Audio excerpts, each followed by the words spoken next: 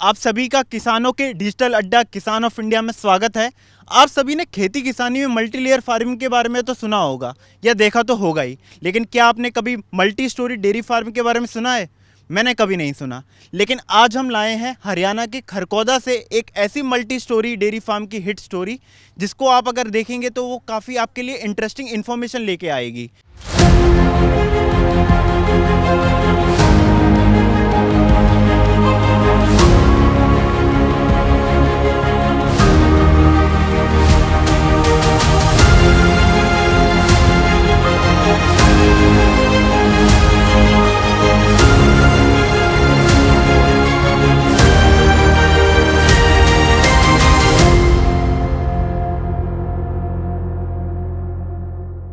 अगर आपने अभी तक हमारे चैनल को सब्सक्राइब नहीं किया है तो हमारे YouTube चैनल को सब्सक्राइब कर लें।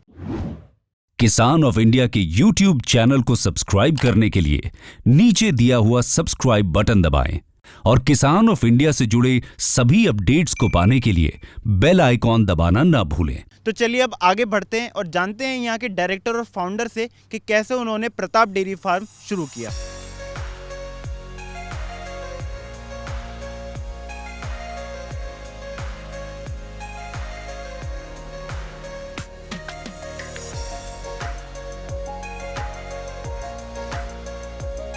ये आवश्यकता आविष्कार की जननी है। हमने स्कूल बना रखा 2000 से अपने पिताजी के नाम। तो फिर 2003 में वहाँ हॉस्टल चालू हो गया। हॉस्टल में दूध बच्चों के लिए ये डेयरी बनाई गई थी। हमने शोरूम बाजार से लिया, वो अच्छा दूध नहीं था। तो हम अपने घर के लिए दूध पीवा थे, वो तो घर का था, हॉस्टल में मोल लेते। फिर हम बतलाए सारे भाई मिलकर, भाई ये तो अच्छी बात नहीं, अपनी भैंस गाय बांधो। तो हमारे पास 4-5 गाय थी, 2-3 भैंस थी। फिर 15 भैंस हम मोल और ले आए जब ये डेयरी शुरू कर ली।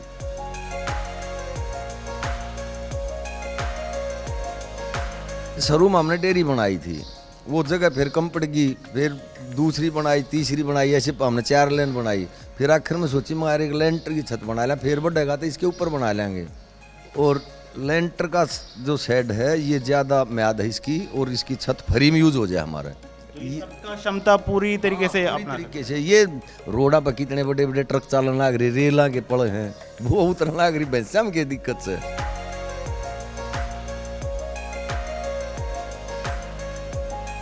घर का लेंटर बना मजबूत है, स्कूल में लेंटर बने हैं पहले स्कूल बना, बाद में डेयरी। तो तजर्बा हो गया, तो उस अनुसार इसका सरिया थोड़ा मोटा ले दिया और लेंटर इसका 7 इंच कर दिया। नीचे 1.5 ये 2 फुट के बीम हो गए। तो इनसे जो पूरा वो क्षमता है वो उसकी पूरी हो जाती है।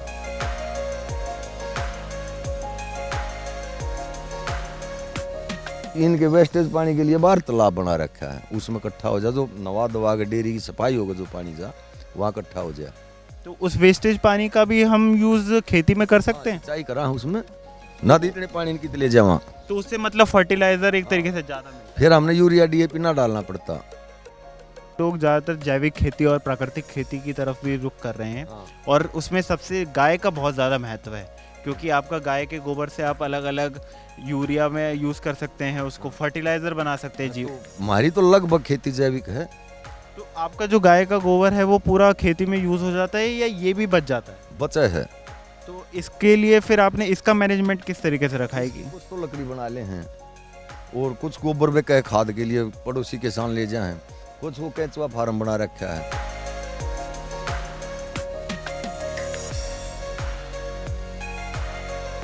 मिल्क प्रोडक्शन का तो हम देखें तो एक दूध तो एक ऐसी चीज़ है जो हर किसी को ज़रूरत है, रोज़ाना की ज़रूरत है। तो ये कंपनियां के दूध हैं, वो दूध बहुत साल पड़े, लोग वो पी ले हैं, हमारा उस भाव में पड़ता नहीं आता। अच्छा, मतलब वो कंपनियां आपसे जो रेट में आपको वो उसका कंपनियां का अमूल का है दूध लगभग 60-65 रुपये किलो ना, 55-56 कितना है। तो भैंस का दूध तो इतने में तैयार नहीं हो सकता ये। और अगर वो देखें तो कि वो अगर 55 में कस्टमर को बेच रही हैं तो आपसे तो वो और ज़्यादा कम में लेती होगी। हाँ, कम में लेंगे।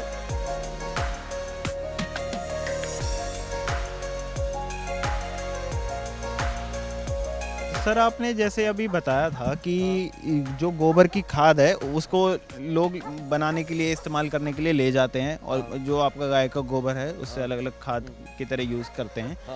तो इसका भी आपने कुछ इसका प्राइस रखा होगा, तो उसका क्या प्राइस होगा कि जो आपका गोबर? लगभग 8 रुपए फुट। 8 रुपए फुट। हाँ। और ये तो आप स्टिक की बात कर रहे हैं या फिर जो गोबर? ट्रॉली ले जाओ ना गोबर की, गोबर जो खाद कट पड़ा है ना इस किले में उसका। तो ये किलो में नहीं जाता है ना किलो कौन तो 8 रुपए फुट का भी वैसे अंदाजा कर लें। जो अपनी ट्रॉली ले आओ ना लोग, वो ट्रॉली भर दिया। हाँ, और वो 1700 रुपये में एक ट्रॉली भर दिया।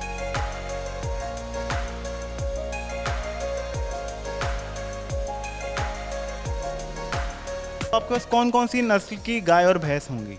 भैंस तो ज्यादातर मुर्राए हैं, और गाय हमारे पिताजी 1976 में एक बछिया लाए थे, उसकी ये गाय हैं। तो कौन सी लाइन या नस्ल होगी जो आप बता पाएं? वैसे तो इन अमेरिकन कहते हैं, इनमें साहिवाल भी हैं, जर्सी भी, मिक्स हैं सारी। मतलब प्योर गाय कोई कम प्योर नहीं, इसमें सारी मिक्स हैं।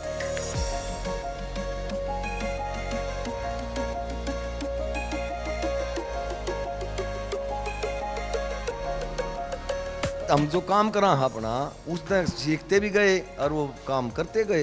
पैतृक काम है, पशुपालन मेरे दादाजी करें थे, मेरे पिताजी करें थे, वही है। तो पूरा निर्भरता आपकी शुरू से ऐसे डेयरी में ही रही है या फिर आप खेती भी इसके साथ? हाँ, खेती भी करी है। मैं दिल्ली पुलिस में सिलेक्शन हो गया था मेरा, फिर मेरे पिताजी नाट के भीतर नौकरी नहीं करनी, यहीं रहना है।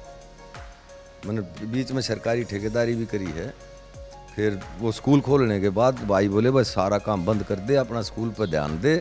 डेयरी होने के बाद और काम ज़्यादा करना पड़ गया, तो बाहर का काम सब छोड़ गए। स्कूल का और खेती डेयरी का जो संबंध है वो करूँ।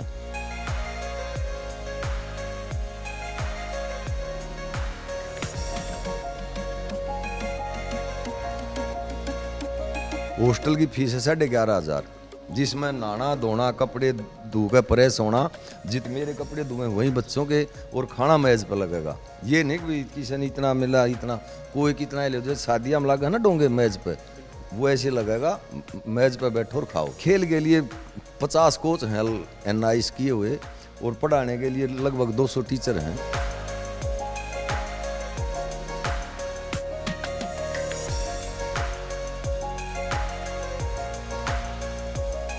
अभी अगर टोटल प्रोडक्शन आपका कितना देखें हम कि कितना आपका टोटल प्रोडक्शन होता होगा? फिलहाल है 2600 लीटर। तो इसमें से फिर हम बच्चों का हटा लें तो कितना लीटर माने कि जो आपका बाकी चीज़ों की? जब हॉस्टल पूरा खुल जाएगा ना, ये अब तो लॉकडाउन की वजह से हॉस्टल बंद हो गया था। पहले हमारे पास 3000 लीटर की कैपेसिटी थी, उतनी हमने जरूरत थी। तो वो लॉकडाउन के कारण हमने दूध कम करना पड़ा, पशु बेचने पड़े।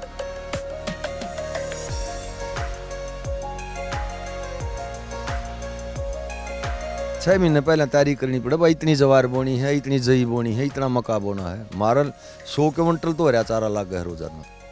100 कुंटल आपका हरा चारा पूरा एक तरीके से लग रहा है, तो आप समझ सकते हैं कि कितनी गाय भैंस के लिए डाइट का पूरा आपने प्रबंधन कर रखा है। तो इसके लिए यहाँ पे देखें तो कितने कर्मचारी होंगे? डेयरी फार्म में 30 आदमी हैं। कदे 30 भी हो जाए, 25 रह जाए, 35 हो जाए। और यहाँ इतने ऊपर फ्लोर से फिर जैसे यहाँ पे अगर गोबर वगैरह हो जाए तो नीचे सप्लाई करने में तो दिक्कत आती होगी, तो फिर यहाँ के लिए आपने क्या कर रखा है? यहाँ वो रक्षा चला है, ऊपर का बोर बना रखा 9 इंची पाइप का, उसमें का निकल चले जा। ज्यादा उधर ट्रैक्टर लिया ऊपर।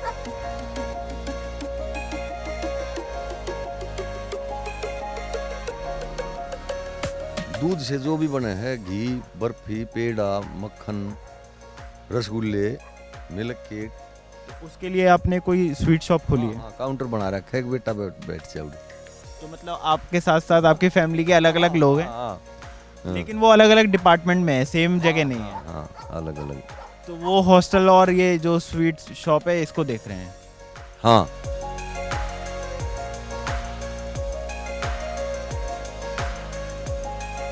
डेयरी के लिए ट्रेनिंग ली थी मैंने 1 हफ्ते के लिए। और जैसे हमारे यहाँ पैतृक है पशुपालन, तो पहले भी जो डॉक्टरों से जानकारी है पूछ लें। फिर अब तो ये कंपनी वाले खुद अपने आदमी भेजते हैं, दवाइयाँ के बारे में वो समझा जाए और उसके अनुसार कर लें। और साल में 2 बार ये मुँह खोर के टीके लगवा लें। मतलब वो टीके मुफ्त होते हैं? हाँ, गवर्नमेंट दे है। और इसमें ये देखें कि जो आपके पास दवाइयाँ हैं वो पहले से उपलब्ध रहती हैं या फिर आपको कुछ इंतज़ार करना पड़ता है? जैसे ज़्यादा पशु हैं तो हमने रखना पड़ा है भाई, कोई पशु को हारी बीमारी हो जाए, खांसी जुकाम, घर में बाप भी जैसा कुड़बा बड्डा हो उसके अनुसार रखो ना।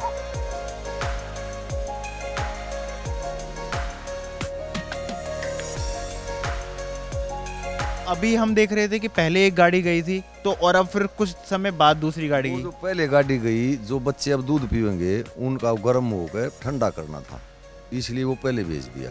और अब ये दूसरी गाड़ी? अब ये जो दूसरी गाड़ी जाएंगी, यो दूध गर्म करके सुबह बच्चों के लिए, दही के लिए, और बाकी बिलोना है जो घी निकालना है उसके लिए।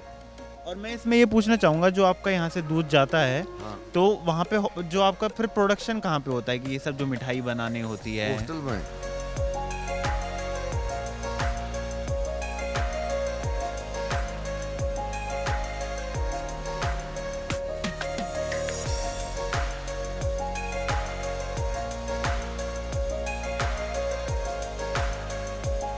किसी को अगर जैसे डेयरी फार्म शुरू करना है तो उनको किन चीज़ों का ध्यान रखना चाहिए कि वो स्मॉल स्केल से उसको बड़ा स्केल पे बढ़ाने को देखें? एक तो उसमें खुद काम करने की कैपेसिटी हो, और पशु वन अपने प्रेम तो रखे, उनका नहीं ऑक्सीटोसिन लगा दिया, दूध ना दिया तो भूखे तो सारे गए से नहीं, और अपने पशु के पास रहे, अच्छे भाव से दूध की बेच उनका। और इनके लिए कोई आधुनिक मशीनें और इनका भी इस्तेमाल करना चाहिए या फिर पारंपरिक तरीके से ही दूध? ना मशीन लगा रहे हैं दूध निकालने के लिए। तो वो आधुनिक मशीनें में ये भी कहा जाता है कि ये मिथ भी है कि उनसे जो उनके थन होते हैं, नहीं, वो उसकी दोनों टाइम धार निकाल लो, सफाई करो, उससे कोई बीमारी नहीं होगी। लेकिन साफ सफाई बहुत जरूरी है। साफ सफाई तो बहुत जरूरी है। तो सर, हमारे साथ जुड़ने के लिए धन्यवाद। किसान ऑफ इंडिया से जुड़ने के लिए धन्यवाद। सबको नमस्ते, जय हिंद, जय भारत।